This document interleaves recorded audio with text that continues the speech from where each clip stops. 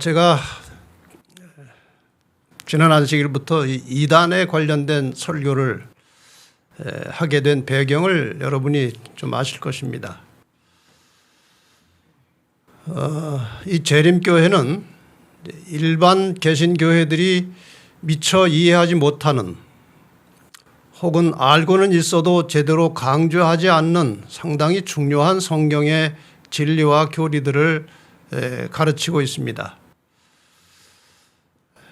아마 여기 앉아 계신 꽤 많은 분들이 장로교에서 또 침례교에서 또 무슨 순복음교에서 신앙하시다가 이 재림교회의 이 성경 공부를 하면서 새로운 깊은 진리를 깨닫고 여기까지 오신 분들이 상당히 많으십니다.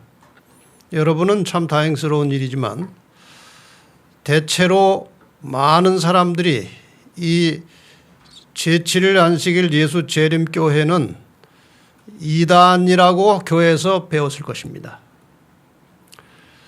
무엇이 이단인지도 모르고 무엇 때문에 그러는지도 모르고 그 이단이라는 개념을 그냥 가지고 있어요. 정서적으로 그게 이렇게 있을 뿐이지 전혀 모릅니다.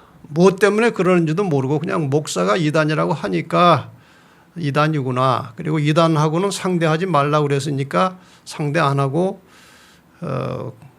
뭐 공부는 더더군다나 할 생각도 안 하죠. 근데 제가 이제 최근에 이 이단 문제를 다루어야 되겠다고 생각한 것은 요즘 코로나 시대 동안에 사람들이 집에서 이런저런 말씀을 영상으로 듣다가 아마 제 설교도 상당히 많이 들었던 것 같습니다. 그러다가 그것을 뚫고 마침내 진리의 빛을 찾는 사람도 있지만 대부분 많은 사람들은 처음에는 설교를 잘 듣다가 제가 재림교회 안식일교회 목사라는 사실을 아는 순간부터 더 이상 듣지 않습니다. 그런 보고를 제가 꽤 받았습니다. 그래서 안타까운 마음으로 일단 왜 이 한국에서 유독히 이 안식일교회가 이단이 되었는지 제가 배경 설명도 좀 드리고 또 이단을 판별하는 기준이 무엇인지 이런 이단 관련 문제들을 좀 정리해서 두고 이제 앞으로 그런 일들이 발생하면 이 동영상을 전해드리고자 하는 목적으로 이제 지금 시리즈로 하고 있습니다. 안식일 교회는 한국에서 왜 이단이 되었나? 여기 한국에서라는 말을 제가 집어넣은 것은 지난번 설교에서 말씀드린 대로 세계 어느 나라에서도 이 재림교회를 함부로 이단이라고 하는 나라는 거의 없습니다. 한국에서 유독히 이제 아주 심각할 정도로 안식일 교회를 이단이라고 하기 때문에 제가 배경 설명을 좀 드려서 좀 이해를 구하고자 합니다.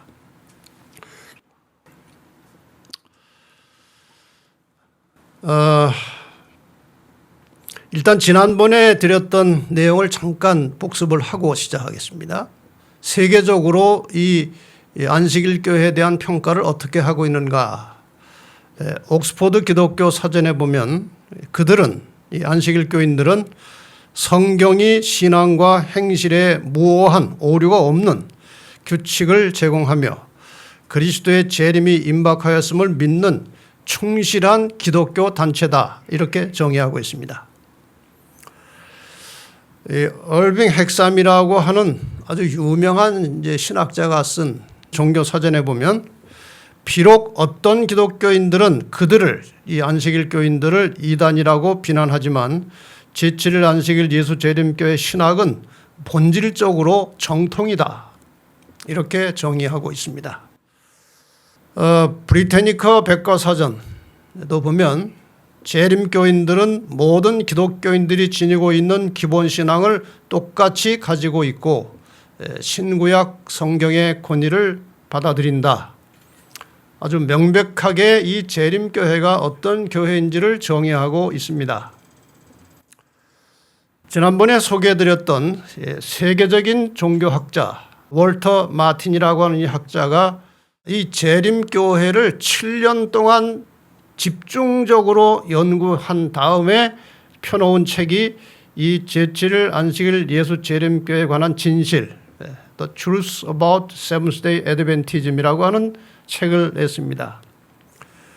이 책 서문에 그 당시 아주 유명한 방송 목사면서 대단히 깊은 신학적 견해를 가지고 있던 이 반 하우스라고 하는 학자가 그 서문에 이렇게 기록했습니다. 아마 이 연구를 같이 협조해서 했던 것 같아요. 제7일 안식일 예수 재림교회에 대해 연구한 결과 마틴과 나는 재림교회가 반기독교적인 이단 종파가 아니라 진실한 그리스도인 단체라는 결론에 이르렀다. 이렇게 이제 서문에 쓰고 있고 이 내용 중에 이 마틴 박사는 이렇게 썼습니다. 나의 확신으로는 여호와의 증인이나 몰몬교, 크리스찬 사이언스, 유일교도, 신령파 등은 성서적 해석으로 볼 때 진정한 그리스도인이 될 수 없으나 제7일 안식일 예수 재림교회는 완전하게 참된 그리스도인이라고 할 수 있고 예수 그리스도의 진정한 제자들이라고 할 수 있다. 이분은 7년을 연구해서 발표한 것입니다. 그런데 한국에서 이 재림교회, 이 안식일교회를 이단이라고 할 때는 몇 달 연구도 안 하고 그냥 대강 정리해서 발표해가지고 총회에서 통과시켜서 이단으로 결정을 해버립니다. 그러면 도대체 한국에서 왜 이 안식일교회가 이단이 되었느냐에 대한 배경 설명을 제가 좀 드리겠습니다. 이 한국의 기독교는 1870년 스코틀랜드 장로교에서 파송된 로스라고 하는 선교사가 한국이 아니고 만주에서 선교 활동을 시작했습니다. 그리고 최초로 세례받은 사람은 1879년에 백홍준, 이응찬이라는 두 사람이 한국에서 최초로 세례받은 사람으로 기록에 나옵니다. 그러나 이제 한국에 정식으로 포교를 시작한 것은 감리교회가 1884년, 그리고 장로교회가 1885년, 그리고 침례교회가 1889년, 그리고 소위 사람들이 말하는 안식교가 1904년에 한국에서 시작되었습니다. 여러분이 연도를 잘 보시면 다른 장로교, 감리교, 침례교, 일반 주요 교단에 속한 개신교들이 한국에 들어온 이후에 한 20년이 지난 다음에 우리 안식일교회가 한국에 들어왔습니다. 그러니까 한국의 안식일교회 선교가 시작할 때는 이미 다른 교파에 많은 교인들이 있었습니다.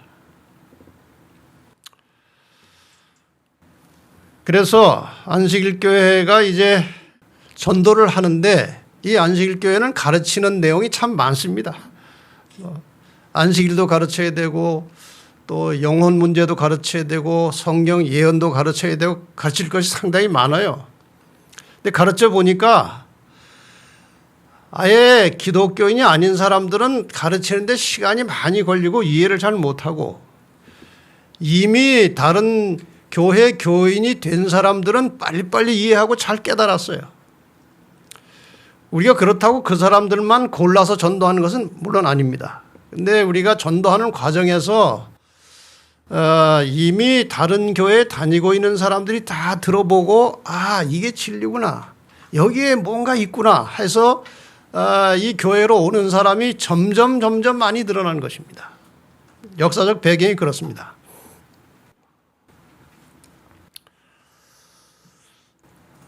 그래서 상당히 후지만 1960년대 초반에 다른 교회에서 우리 안식일교회로 오는 사람들이 굉장히 많았습니다. 이런 역사가 기록으로 되어 있습니다.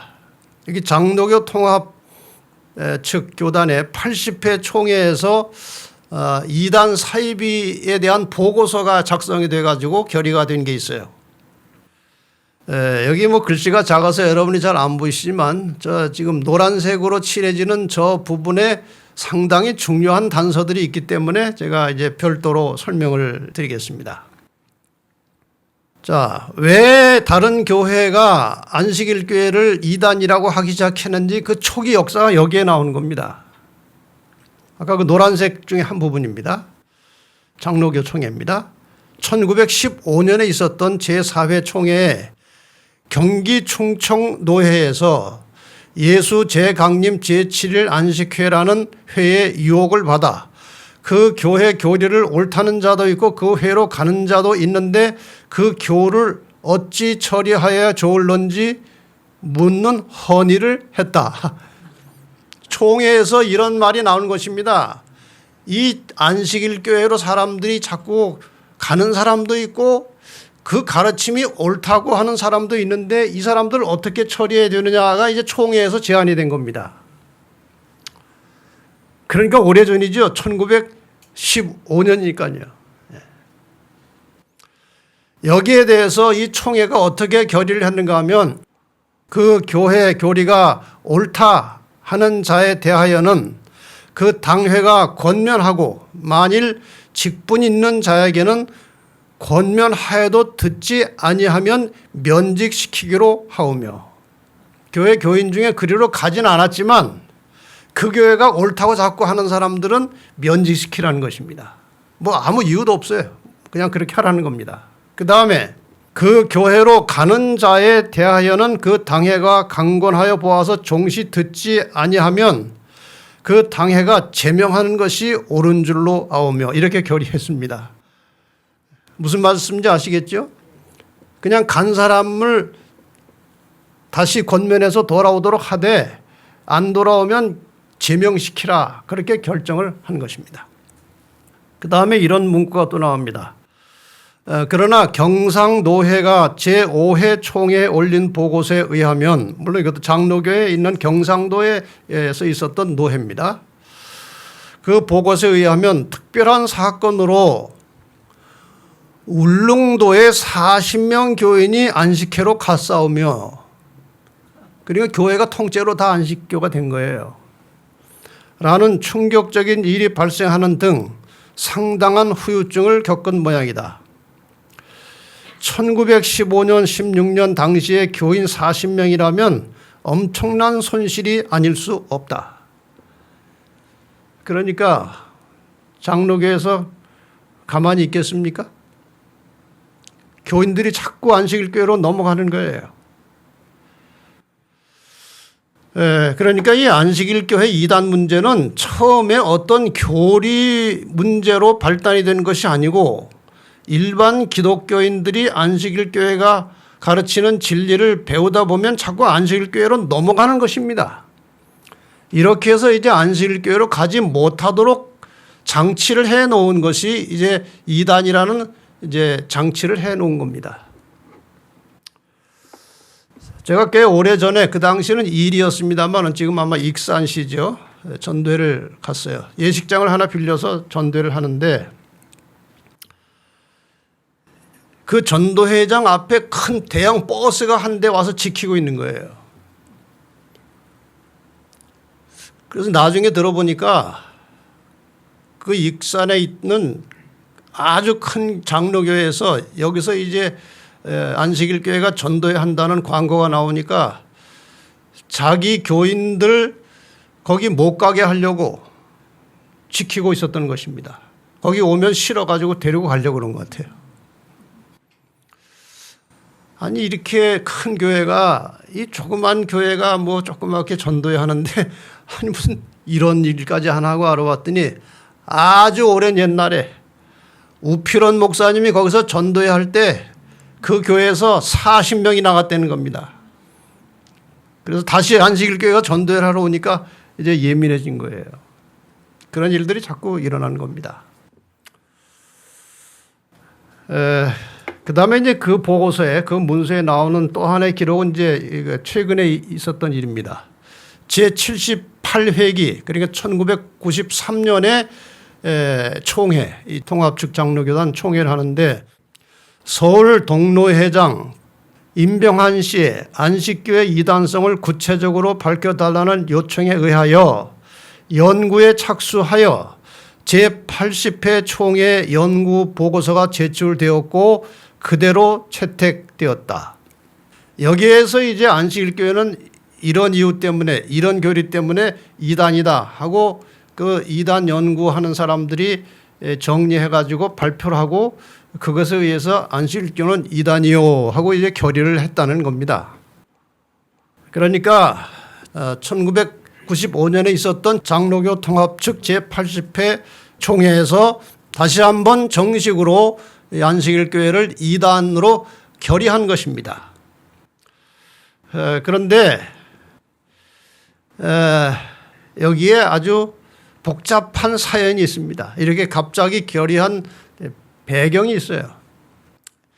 1994년, 5년 그 당시에 이제 케이블 텔레비전이 이제 시작되었고, 각 단체에서 케이블 텔레비전 그 채널 신청을 하는 기간이 있었습니다. 그래서 이제 기독교에서도 개신교에서도 이제 케이블 텔레비전 신청을 했고, 개신교에서는 100개의 교단이 하나로 이름을 내서 신청을 했습니다. 근데 저희 교회는 워낙 세계적인 방송 사업이 활발하게 진행되고 있기 때문에 또 이 방송에 대한 상당한 그 노하우가 축적돼 있었기 때문에 자신감을 가지고 우리 재림교회는 단독으로 허가 신청을 낸 것입니다. 그런데 이것을 이제 처리하는 그 당시 아마 공보처입니다. 문화공보처에서 심사한 결과 이제 다 합격이 돼가지고 컨소시엄을 구성해서 방송을 하도록 허락을 내준 겁니다. 그러니까 개신교에서 볼 때는 이게 웬 날벼락입니까? 자기들은 100개 교단이 연합해서 하나의 단체로 등록을 했고 우리는 우리 단독 이름으로 신청을 했는데 문화공보부에서 특히 신문 방송을 다루는 그 부처에서 둘을 다 합격을 시켰고 물론 햇불 선교회라고 다른 선교회 있었습니다. 셋이 컨소시엄을 구성해서 공동으로 운영하라고 결정이 난 거예요. 그래서 개신교 세계에서는 난리가 났습니다. 그때 제가 뭐 실제 실무자로서 다 이렇게 상황을 알고 있죠. 신문마다 아주 시커멓게 도배를 했어요. 이단하고 방송하면 안 된다고. 큰일 났다고. 들소리 신문, 안식교까지 끼어든 기독교 TV 현황이라고 해서 이제 막 이제 뭐라고 이렇게 항의를 했고, 국민일보에서도 기독교 TV 안식교 복음 침례가 참여해서 물의가 생겼다. 특히 기독저널이라는 신문에서는 더 크게 냈습니다. 기독교 TV 안식교 참여 교단들 쉬쉬. 이 제목이 뭔지 대충 여러분이 아시겠죠. 그다음에 기독교 TV 이단 참여 교계 논란 충격. 여러분 이러한 신문의 기사들이요 거의 매주마다 나왔어요. 그 당시에. 이런 분위기에 의해서 장로교 통합 측에서는 다시 한번 이 안식일교를 이단으로 아주 급히 서둘러서 결정을 한 것입니다. 이게 배경입니다. 근데 이 당시 지난번에 말씀드렸던 김경선 장로님이 이 현상을 보고 자기는 이미 안식일교회가 이단 아니라는 사실을 확실하게 알게 되었는데 이런 걸 보고 이분이 아주 의문이 생겼어요. 그래가지고 이분이 아주 정식으로 항의도 하고 하는데 그 홀로 힘으로 얼마나 되겠습니까만 어쨌든 항의를 많이 했어요. 그리고 이분이 저에게 이런 신문에 내는 아주 그 입심이 센 이 신문의 책임자, 발행인들을 저에게 3명을 소개해 줬어요. 그리고 3사람을 각각 만나서 이제 친분을 갖고 설명을 하고 그다음에 이제 좋은 대화가 시작됐습니다. 그래서 세 분이 저하고 아주 친하게 됐어요. 얼마 후에 이제 제가 저희 교리도 소개하고 그다음에 저희 이제 교단의 여러 가지 현황들을 말씀드리고 또 교리까지 이런 거 잘 설명을 했더니 이분들이 자기들 잘 몰랐다는 겁니다. 그래가지고 기독저널이라고 하는 신문에서는 저희 교회의 그 안식일 문제와 영혼불멸에 관한 교리를 신문 2면에 팍팍하게 이제 정리를 해가지고 10번인가 냈어요.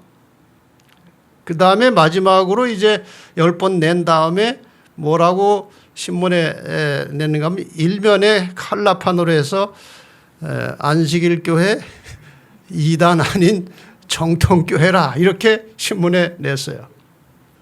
그 다음에 그 안식일 교회 그 2단이라 케이블 TV 하면 안 된다는 그 또 하나의 신문 중에 하나가 이제 들소리 신문인데 여기에서도 이 안식일 교회가 한국 교회가 아주 강력하게 지금 호소했다. 2단이 아니다 하고 이제 그런 신문을 냈습니다. 우리가 그 당시 공개 질의서까지 냈거든요, 신문에. 여러분 여기서 달라진 게 혹시 보이십니까? 이전에 신문에는 안식교 했어요. 근데 저하고 이렇게 만나서 대화를 하면서 내가 이름을 좀 잘 알고 내십시오. 안식교회가 아니고 줄여서 할 때는 안식일교회 아니면 재림교회가 우리의 본래 이름이니까 이름이라도 제대로 내십시오. 그랬더니 여기다 안식일교회라고 제대로 낸 겁니다. 배경이 그런 것입니다. 그런데 이 이단 문제와 관련해서 2016년에는 아주 특별하고 이상한 일이 또 하나 벌어졌습니다. 그러니까 불과 한 3, 4년 전이죠. 2015년이 이제 장로교 통합교단의 100회 총회입니다. 그래서 이 사람들이 100회 총회를 기념해서 이단 해제 특별사면위원회를 조직하고 이 위원회에다가 전권을 주고 그동안 이 통합 측에서 이단이라고 했던 교회나 개인이나 이 교단들을 재검증해서 억울하게 이단이 된 교회나 개인들은 우리가 이제 해제하자 이런 의도를 가지고 사업을 시작했습니다. 그래서 이제 각 교단 교파로부터 신청을 받았어요. 혹시 우리가 이단이라고 결정을 했지만 혹시 이의가 있으면 이제 신청하시오. 근데 솔직하게 말씀드리면 그쪽에 어떤 한 분이 저에게 연락이 왔어요.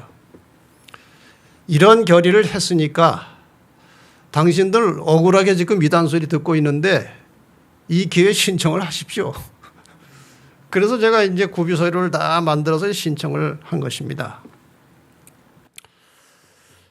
이렇게 해서 신청을 받아서 검토를 한 다음에 2016년 이제 그 다음 총회에서 이제 해제하는 결의를 하려고 하는데 그 과정에 이런 일이 벌어진 것입니다. 잘 보시기 바랍니다. 국민일보에서 이제 나온 기사입니다. 예장 통합에서 이단 해제 특별사면위원회가 사면하기로 해제하기로 결정한 그 대상자들을 정말 해제할 것이냐 확정할 것이냐 이제 이런 타이틀입니다. 이것이 2016년 9월 21일자에 나온 것입니다. 근데 저기 이 예장통합특별사면위원회에서 이 교회들은 이 개인은 억울하게 이단 취급을 받고 있으니까 해제해 주시오 하고 요청한 대상이 뭐 많은 교회들이 신청했지만 7개의 교단 혹은 개인의 신청을 들어서 이제 해제하기로 이 위원회가 결의를 했어요. 저 7개 중에 우리 재림교회가 들어있는 것입니다. 제가 가서 인터뷰까지 다 했어요. 인터뷰도 하고 서류 다 내고 들어보니까 그 뭐 억울하거든요. 그래서 우리까지 포함해서 이제 7개가 제안이 된 겁니다. 이렇게 제안이 된 다음에 교계에서 난리가 났습니다. 거기에 어떻게 안식교가 들어가느냐 이겁니다. 그러니까 이미 이전에 이것을 결정한 사람들이 항의하는 것이죠. 자기들이 이렇게 결정해 놨는데 지금 이 위원회가 아니라고 하면은 이건 자기들의 결정이 그게 잘못됐다는 거 아닙니까? 그래가지고 아주 격렬하게 항의를 해서 요 4교단만 김기동, 평강제일교회, 변승우, 또 이명범 이 4단체만 해제하자. 그렇게 또 바꿨어요.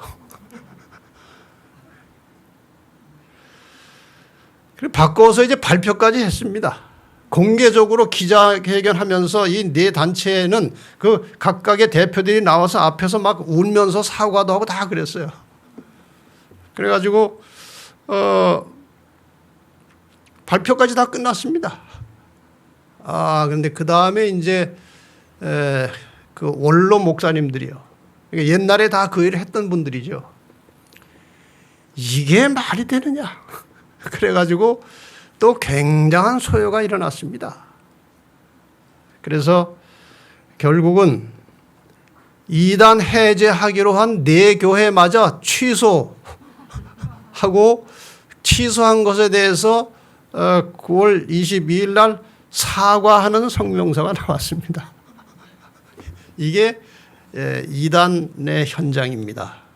여러분이 이런 걸 좀 아시면 누가 이단이라고 했다고 그렇게 금방 이단시하면 안 되고 또 이단인데 이단 아니라고 해서 또 안 되는 것도 아니에요. 이런 것이 이 한국교회의 현실입니다. 그러니까 이 이단 해제 특별사면위원회 의장은 아주 난처하게 된 것입니다. 정권을 위임받아가지고 다 결의해서 발표한 것인데 이거 아니라고 하니까요. 취소를 하니까 이분이 이제 끝난 다음에 그동안의 자료를 다 모아서 장자교단 길을 잃다. 사면파동에 대해서 예장통합 사면파동에 대해서 저 책을 썼어요. 제 사무실에 책이 여러 권 있습니다. 제가 지금 이 설명을 자세히 드리는 것은요. 또 제가 그동안 이제 교단적으로도 하고 제가 개인적으로도 이 이단의 문제를 해결하려고 한 상당히 중요한 이유는 그들이 이단이라고 해서 이단 되는 것도 아니고 또 아니라고 해서 아니 되는 것도 아닙니다. 물론. 그러나 제가 이 노력을 기울여 온 것은 전도할 길이 다 막혀 있기 때문에 이걸 어떻게 해서라도 좀 해소시켜서 들을 수 있는 자들이 이 중요한 메시지와 이 진리를 배우고 들을 수 있도록 하려고 이 노력을 해온 것입니다. 근데 제가 어느 한 장로교 목사님에게서 한 달에 걸쳐서 들은 이야기인데 어느 목사님이 우리 교회 목사님한테 한 이야기를 제가 전해 들은 거예요. 이런 이야기입니다. 교리적으로는 이단이 아닌 것을 알고 있습니다. 그러나 정치적으로는 이단이 아니라고 할 수 없습니다. 지금 여기 일어난 일들이요, 다 정치적인 것들이에요. 이것이 현실입니다. 근데 제가 지금 오늘 제가 중점적으로 말씀드리려고 하는 것은 이분들이 발표한 내용, 안식교가 왜 이단인지에 대해서 5가지 이유를 이제 제목들을 주고 거기에 설명을 냈습니다.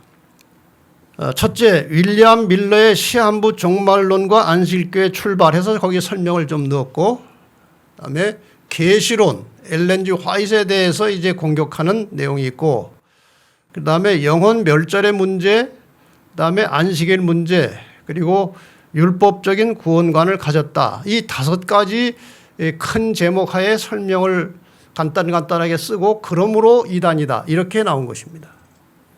여러분, 그 이단을 가려내려면요, 많은 연구가 필요하고 방대한 논문이 있어야 돼요. 아까 그 미국의 월터 마틴 박사는 7년을 연구했습니다. 7년을. 자, 과연 이것이 올바른 내용인가? 제가 하나씩 다 이렇게 분석을 해봤어요. 이것이 과연 제대로 알고 쓴 것인가? 전혀 아닙니다. 5가지 이유는 모두가 다 오류였어요.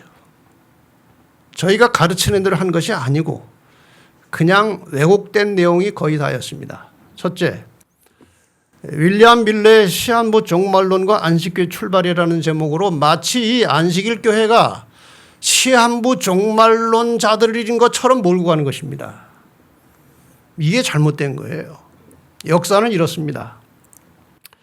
윌리엄 밀러는 원래 침례교회 교인이었습니다. 이 사람이 아주 진지한 성경 학도였습니다. 1816년에서 1818년 사이에 이 사람이 성경을 깊이 연구하고 특별히 예언 연구를 많이 했어요. 2300주야 다니엘 8장과 9장에 나오는 2300주야를 연구해 본 결과 그 연대를 계산해 보니까 1844년에 성소가 정결하게 된다고 나오는데 그게 예수님 재림하는 게 아닌가 이렇게 해석을 하는 것입니다. 2300주야까지는 그때 성소가 정결하게 되리라.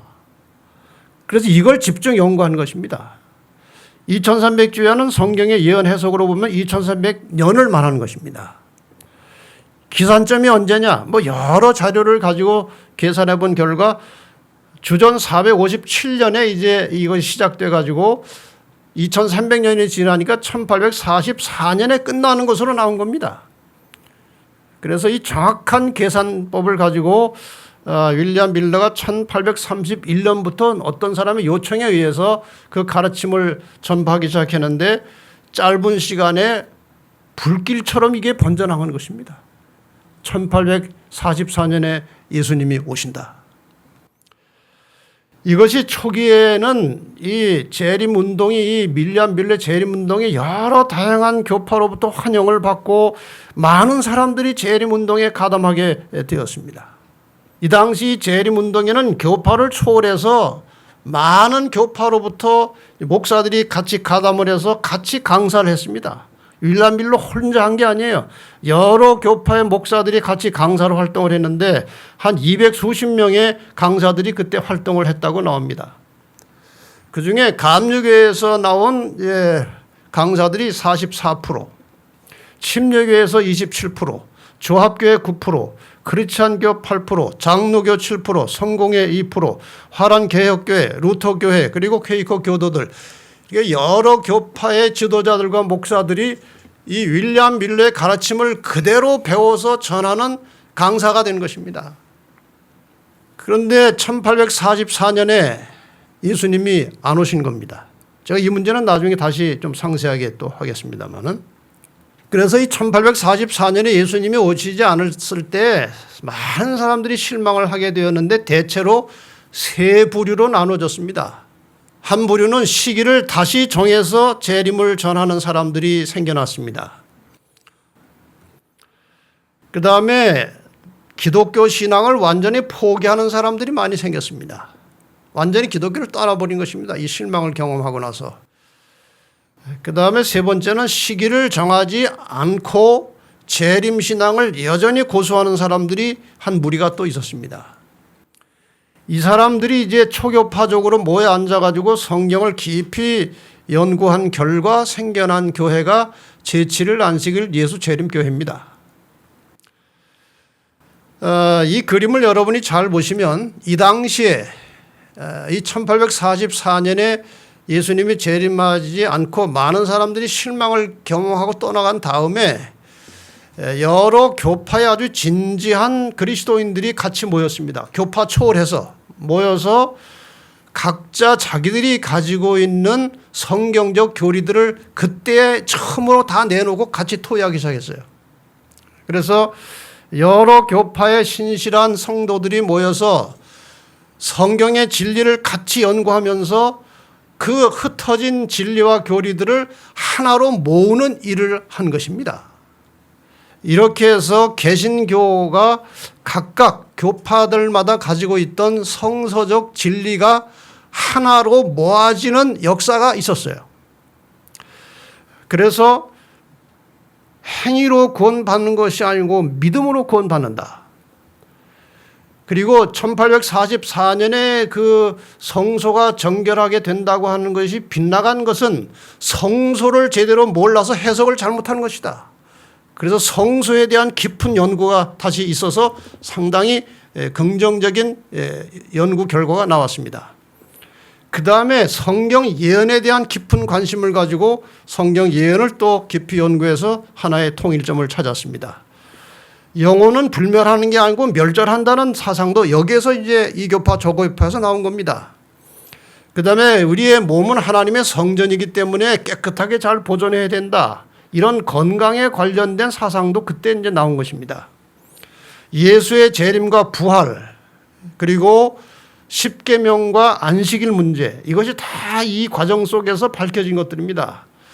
그 다음에 가정교육, 그 다음에 자녀 교육, 학교 교육에 대한 아주 깊은 견해를 가진 또 학자들이 있었습니다. 그래서 교육제도가 지금 굉장히 발달되어 있죠.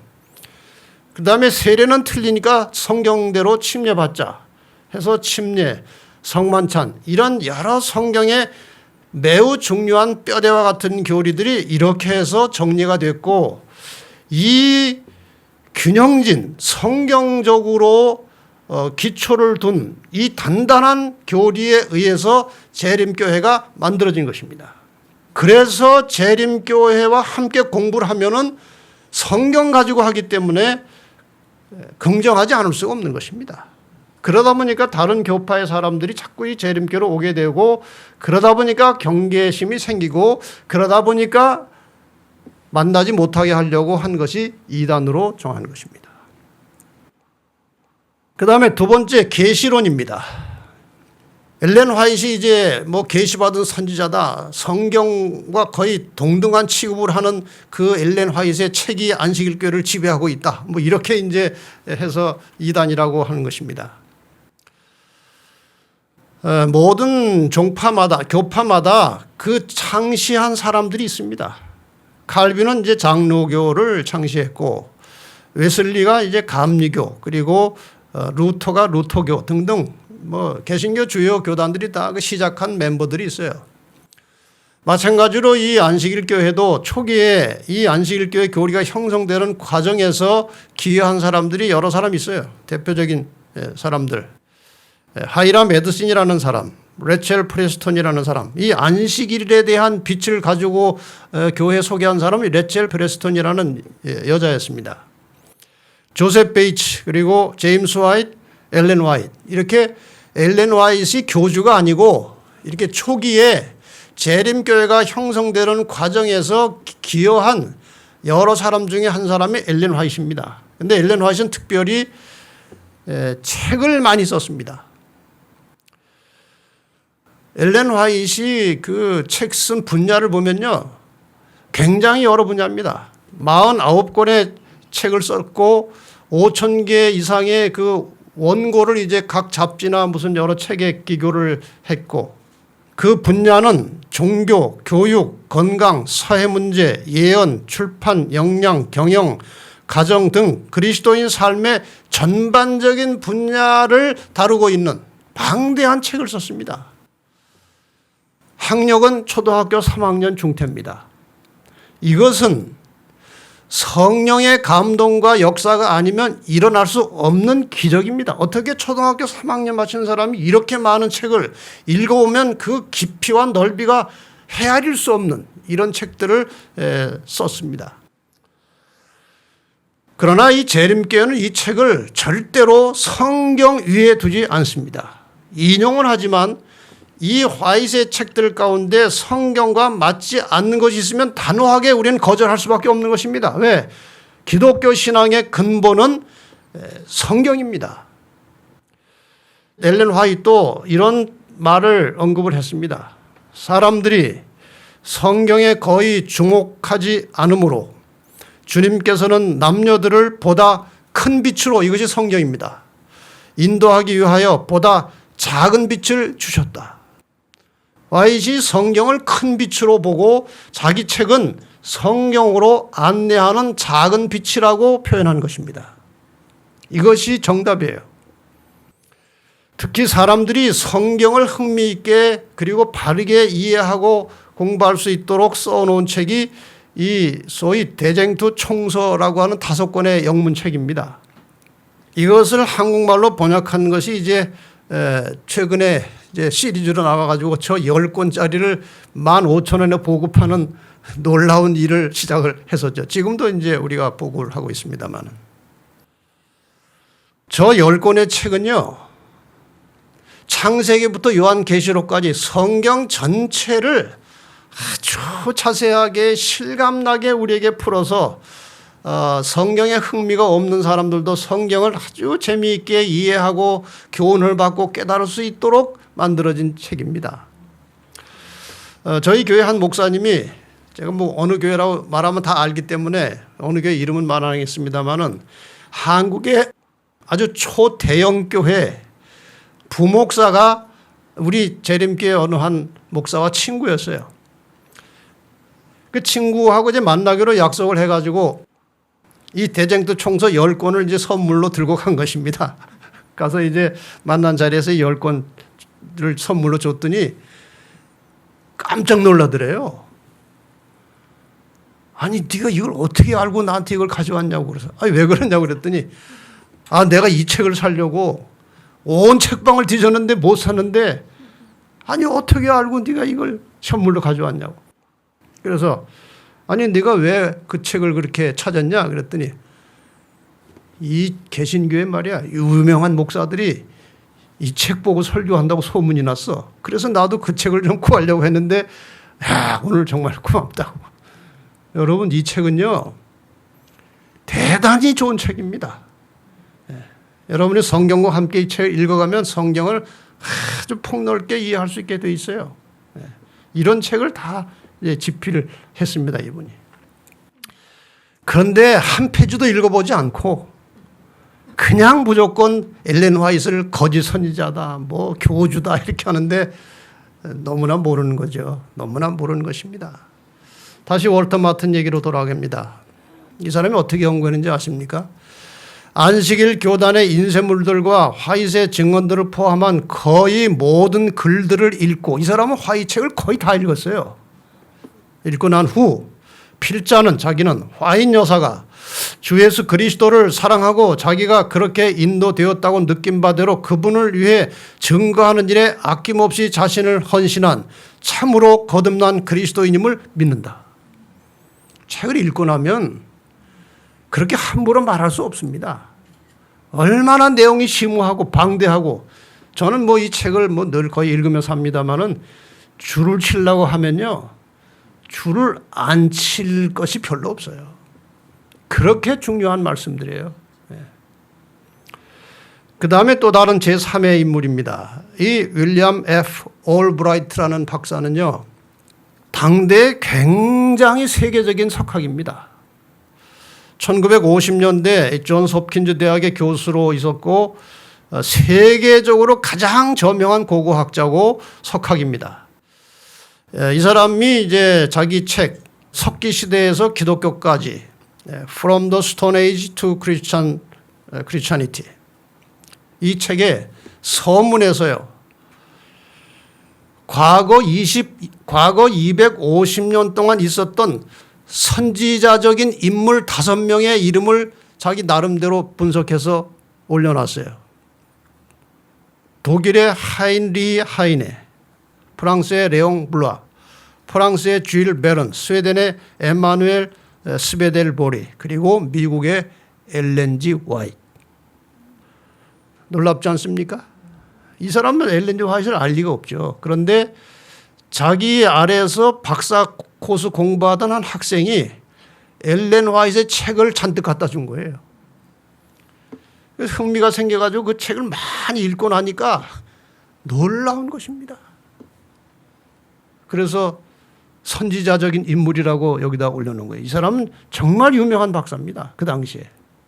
이렇게 인정을 받았어요. 우리 다른 교회 다니다가 재림교인이 되어서 이 책을 본 사람들의 소감을 한 2가지 제가 소개하겠습니다. 저는 장로교인이었습니다. 안식일교회 진리를 깨닫고 개혁을 한 후에 엘렌 화이트의 글들을 읽게 되었는데, 말할 수 없이 큰 은혜를 받고 있습니다. 성경 전체를 바르게 이해할 수 있는 통찰력을 얻게 되었고 성경을 쉽게 풀어서 설명하기 때문에 하나님의 뜻을 올바로 깨닫게 됩니다. 성경을 잘못 설명하는 수많은 왜곡된 교리들을 바로잡는 데 큰 도움이 됩니다. 화이트의 글들은 모두 성경과 조화를 이루고 있어서 전혀 거부감이 없습니다. 너무나 감동적인 글들입니다. 이분은 불교 신도였다가 재림교인이 된 사람이에요. 제가 건강 문제로 안식일 교회와 연결이 되어 성경을 배우게 되었는데 성경과 함께 엘렌 화이트의 글들을 읽으면서 얼마나 많은 깨달음과 감동을 받았는지 모릅니다. 성경과 예수 그리스도를 객관적 시각으로 볼 수 있었고 그래서 예수를 더욱 깊이 알게 되었습니다. 인간적으로서의 정체성을 찾기 위해 오랜 세월 노력해 왔는데 나의 혈통이 예수님과 연결되어 있음을 깨닫게 되었습니다. 하마터면 바리새인 같은 교인이 될 뻔했는데 화이트의 심오한 글들을 읽으면서 성경을 제대로 이해하게 되었고 예수님을 진정으로 사랑하게 되었습니다. 여러분, 이 책을 읽으면 읽을수록 성경과 가까워지고 예수를 충분히 아주 깊이 있게 이해할 수 있게 되어 있습니다. 특히 정로의 계단 같은 책은요, 정말 잘된 책입니다. 여러분, 이 책은 지금 한 140, 50나라 말로 번역이 돼가지고 1억 권 이상이 보급된 책이에요. 이런 아주 영감적이고 신앙적인 글들을 썼습니다. 자, 그 다음에 이제 영혼 멸절. 이 문제는 일반 개신교와 재림교가 가지고 있는 매우 다른 이제 교리입니다. 자, 저 속에 뭐가 들었습니까? 초기에는 썩은 시체지만 나중에는 흙이 들었습니다. 흙이에요, 사람은. 이 영혼에 대한 일반 기독교의 견해는 이런 겁니다. 사람이 죽으면 육체로부터 영혼이 분리되어 예수를 믿고 죽은 사람의 영혼은 천국으로 가서 영원히 살고 불신자의 영혼은 꺼지지 않는 지옥불에 들어가서 영원한 고통을 받는다. 이것이 일반적인 견해예요. 저게 얼마나 이상합니까? 하나님께서 사랑이시고 공의로우신 하나님께서 100년도 채 안 되는 기간 동안에 사람이 죄를 지었다고 그 영혼을 끄집어내 가지고 지옥불에 던져서 영원한 고통을 주신다. 이건 하나님에 대한 너무나 왜곡된 오해입니다. 그러실 리가 없죠, 하나님이. 그냥 행한 대로 심판하시는 것입니다. 그리고 어떻게 해서라도 사람을 사랑하시고 구원하시려고 하는 분이지 저런 형벌을 주시려고 하는 분이 아니에요. 영혼에 대한 이 안식일교의 견해는 사람이 죽으면 흙으로 돌아가서 아무런 의식이 없는 상태로 있다가 예수께서 재림하실 때 죽지 않고 썩지 않을 몸으로 부활하여 영원한 생명을 얻게 된다. 이것이 성경의 가르침이에요. 분명히 에스겔 18장 20절에는 범죄하는 그 영혼은 죽을지라고 되어 있어요. 죄인은 죽는 것입니다. 여기에 대한 간단한 이야기 하나 드리고 또 다음 문제로 넘어가겠습니다. 여기 이재훈이라는 목사님이 이제 쓴 책에 인간의 사후세계라는 책이 있습니다. 이분은 법조인이었습니다. 그러다 이제 나중에 공부를 해서 목사가 됐어요. 근데 아마 두 가지를 한꺼번에 하신 것 같아요. 너무 과로를 했는지 뇌경색이 왔습니다. 그래서 1994년 이후에 모든 일을 접고 이제 요양을 하러 지방에 내려가서 수년 동안에 걸쳐서 성경을 100번 정도 읽었습니다. 100회 보고 나니까 기존의 나의 견해에 그동안 내가 가르쳤고 설교했고 책까지 썼던 내용 중에 오류가 있다는 사실을 깨닫게 되었습니다. 그 오류가 무엇이냐? 죽은 자의 상태에 대해서 내가 제대로 몰랐다는 거예요. 오해하고 있었다는 것입니다. 그래서 이 책을 쓴 거예요. 인간의 사후세계가 어떻게 되느냐. 내용은 볼 것도 없이 표지만 봐도 결론은 나와 있습니다. 죽은 자의 영혼은 없다. 전생이 있다는 영혼 재생설이나 죽은 자의 영혼이 천당이나 지옥에 간다는 영혼 불멸설은 모두 비성경적인 인간이 만들어낸 허상일 뿐이다. 그전에는 죽은 자의 영혼이 몸에서 분리돼 가지고 천당 가고 지옥 가는 줄 알았는데 성경을 한 100번 읽고 하니까 그게 아니라는 거예요. 성경 어디에도 육신을 떠난 영혼이 다른 세계에서 생존한다는 말은 없다. 반대로 죽음은 생존의 끝이고 육신이 죽을 때 그 영혼 생명도 끝난다는 내용의 성경 구절은 헤아리기 어려울 만큼 있다. 확실하지 않습니까? 그런데 참 안타까운 것은 이 머리 좋은 검사 목사가 성경을 100번이나 읽고 깨달았다는 것입니다. 근데 여러분은 성경 반도 안 보고 아는 거 아닙니까? 이것을 사람들이 깨우치지 못하는 거예요. 예. 여기에 대해서 좀 설명을 제대로 하려면 굉장히 긴 시간이 필요합니다. 혹시 이제 관심 있는 분들은 유튜브 진리바다에 들어가서 거기 제가 강의해 놓은 곳이 있습니다. 영혼 문제와 안식일 진리에 대해서 강의가 3개씩 6개 강의가 있습니다. 이걸 좀 잘 들어보시면 이제 상세하게 설명을 들으실 수가 있습니다. 안식일 문제, 안식일을 지키니까 이단이다. 이런 걸 보고 적반하장이라는 것입니다. 안식일을 안 지키면 이단입니다. 성경상. 이게 웬만한 상식이나 성경 지식이 있는 사람들은 성경상 안식일이 오늘날 토요일이고 지금도 여전히 그 안식일을 준수해야 된다는 사실을 웬만한 사람들은 알고 있습니다. 대부분 알고 있어요. 개신교 목사님들 중에 안식일 동호회 만들어서 안식일날 따로 모여서 예배드리는 사람들도 있어요. 알기 때문에 그러는 거예요. 개인적으로 안식일 지키는 사람 많습니다. 단지 교단의 징계가 두려워서 공개적으로 말을 못하는 사람들이 많이 있어요. 알지만. 자, 성경 10계명, 분명히 4번째 계명에 안식일을 기억하여 지키라고 되어 있습니다. 그런데 여러분 천주교 10계명을 보면요. 제가 천주교의 앞에 있는 돌로 새겨놓은 계명을 제가 사진 찍어 온 거예요. 괌에서. 여기 3번째 계명에 보면 영어로 Remember to keep holy the Lord's day. 주일을 기억하여 거룩히 지키라고 되어 있어요. 그러니까 지금 그리스도인에게는 단 2가지의 선택밖에 없습니다.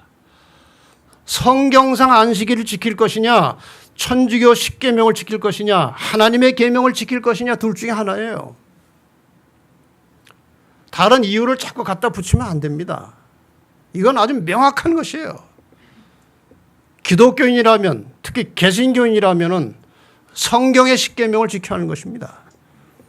절대 폐할 수 없는 거예요. 주의를 지키고 있다면 그것은 천주교 10계명을 지키고 있는 것입니다.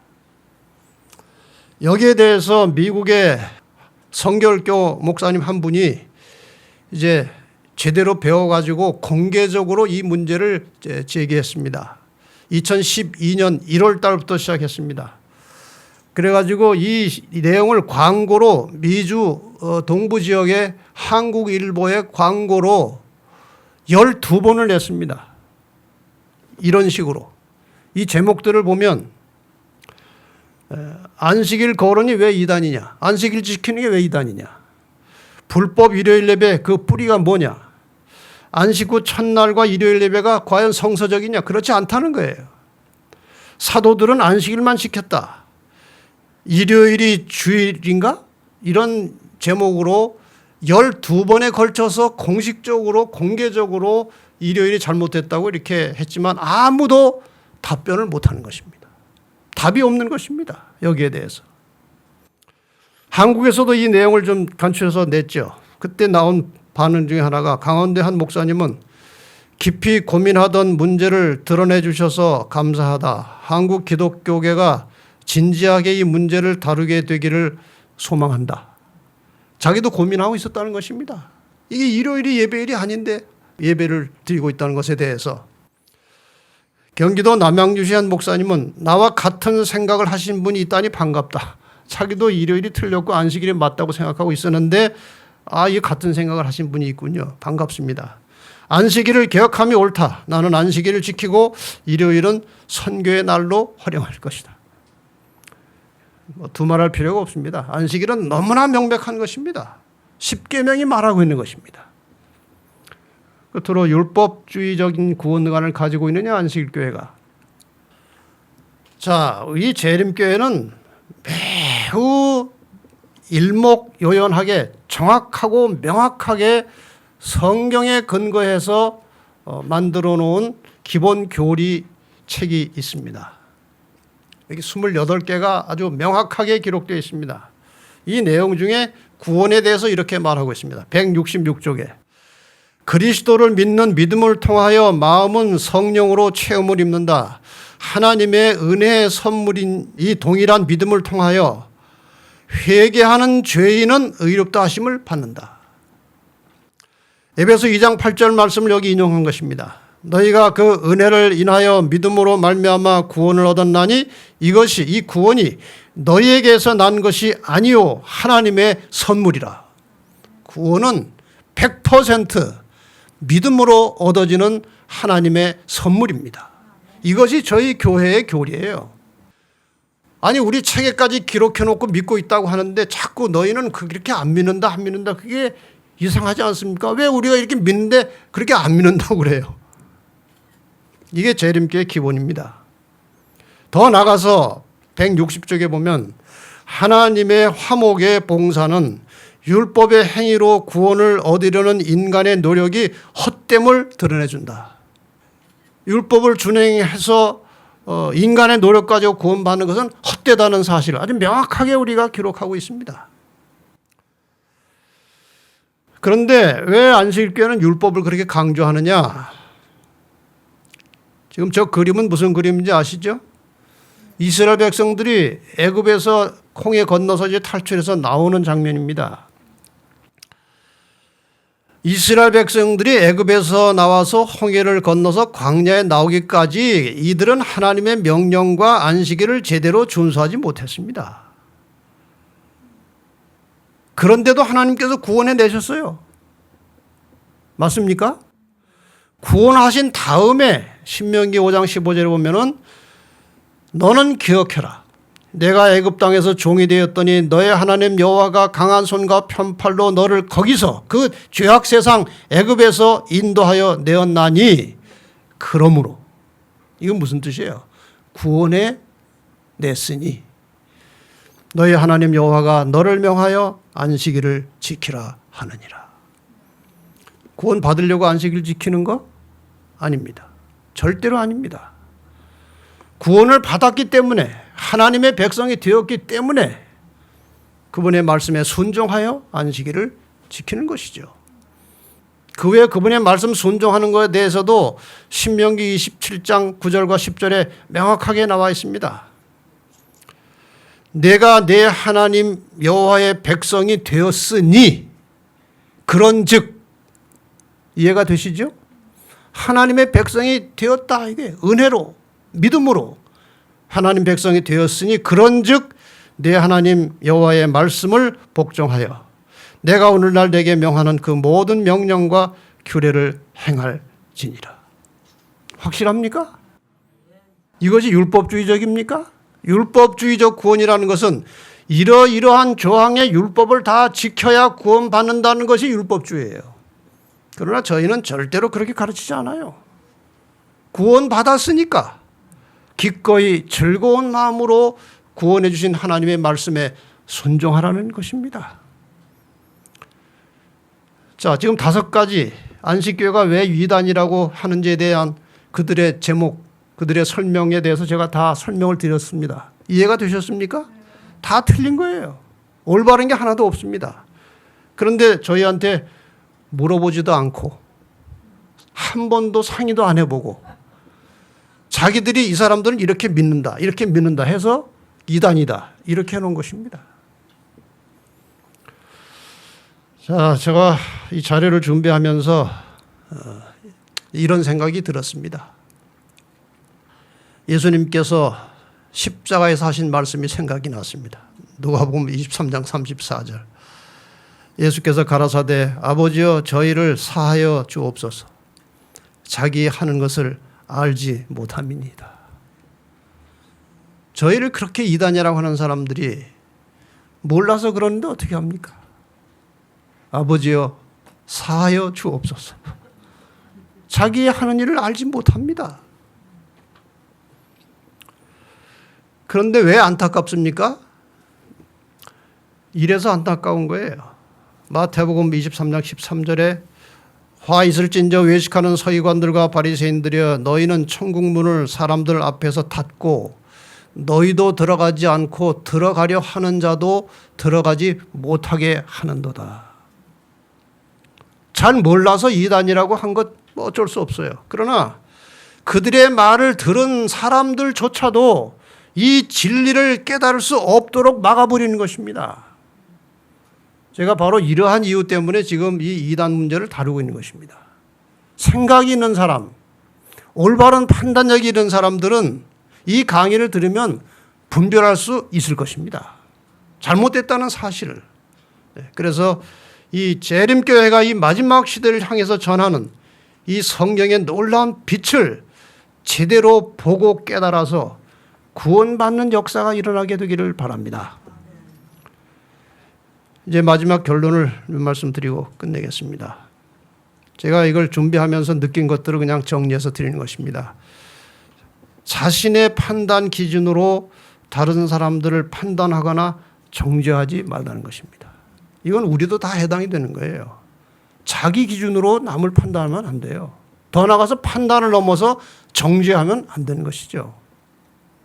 항상 우리는 다른 사람을 좋게 보는 습관을 가져야 됩니다. 두 번째, 우리가 가진 진리와 복음을 전하는 일에 여러분 전심전력을 다하시기 바랍니다. 우리는 아주 중요한 메시지를 가지고 있어요. 여기에 대해서 에스겔 선지자가 하나님께로부터 이런 말씀을 받았습니다. 33장에 인자야 내가 너로 이스라엘 족속의 파수꾼을 삼음이 이와 같으니라. 그런즉 너는 내 입의 말을 듣고 나를 대신하여 그들에게 경고할지어다. 가령 내가 악인에게 이르기를 악인아 너는 정령 죽으리라 하였다 하자 내가 그 악인에게 말로 경고하여 그 길에서 떠나게 아니하면 그 악인은 자기 죄악 중에 죽으려니와 내가 그 피를 내 손에서 찾으리라. 그러나 너는 악인에게 경고하여 돌이켜 그 길에서 떠나라고 하되 그가 돌이켜 그 길에서 떠나지 아니하면 그는 자기 죄악 중에서 죽으려니와 너는 내 생명을 보존하리라. 그래서 제가 여러분에게 주소를 다 준비하라고 그런 거예요.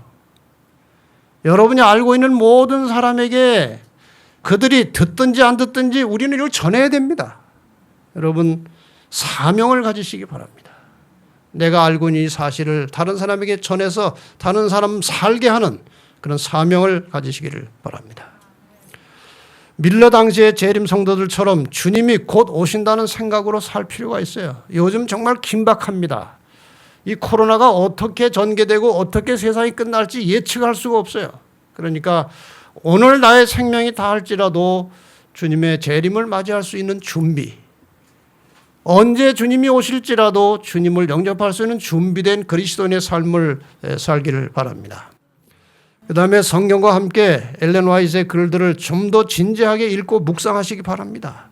성경을 훨씬 잘 이해할 수 있어요. 큰 빛으로 인도하는 작은 빛이라고 말씀하셨어요. 성경을 잘 이해하시기 바랍니다. 하나님께서 명하시고 성경에 명시된 안식일을 우리가 좀 더 거룩하게 지킬 필요가 있지 않겠습니까? 좀 더 성별해서. 그리고 믿음으로 구원받은 하나님의 자녀들은 목숨 걸고 말씀에 순종해야 하는 것입니다. 목숨 걸고 순종하는 것입니다. 창세기 26장 5절에 보면 이는 아브라함이 내 말을 순종하고 내 명령과 내 계명과 내 율례와 내 법도를 지켰습니다. 아브라함이 구원받은 사람이지만 하나님의 명령과 계명과 율례와 법도를 신실하게 지켜서 믿음의 조상이 되는 것입니다. 신명기 30장 8절에도 너는 돌아와 다시 여호와의 말씀을 순종하고 내가 오늘날 내게 명하는 그 모든 명령을 행할 것이라. 하나님의 백성의 됨됨이는 말씀을 어떻게 생각하고 순종하느냐가 결정하는 것입니다. 여러분 늘 하나님의 말씀을 명상하고 즐겨 순종하는 진실한 그리스도인들이 되시기를 바라면서 오늘 말씀을 마치겠습니다.